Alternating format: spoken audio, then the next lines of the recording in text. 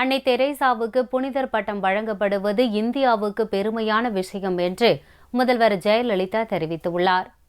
இது தொடர்பாக அவர் வெளியிட்டுள்ள அறிக்கையில், நோபல் பரிசு பெற்றவரும் ஏழைகளுக்கு சேவை செய்வதற்காக துவங்கப்பட்ட மிஷனரிஸ் ஆஃப் சேரிட்டி நிறுவனமான அன்னை தெரேசா புனிதராக அறிவிக்கப்பட்டது இந்தியாவுக்கு பெருமை என்று கூறியுள்ளார்.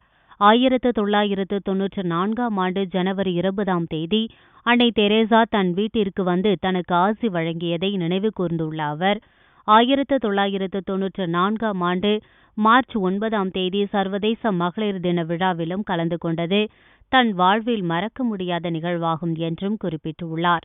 அன்னை தெரேசாவின் வாழ்க்கை மற்றும் அவரது பணிகள் அனைத்தும் பலருக்கு ஊக்கமளிப்பதாக உள்ளது என்றும், இனி புனிதர் தெரேசாவாக மேலும் பலருக்கு அவர் ஊக்கமளிப்பார் என்றும் முதல்வர் ஜெயலலிதா தனது அறிக்கையில் தெரிவித்துள்ளார்.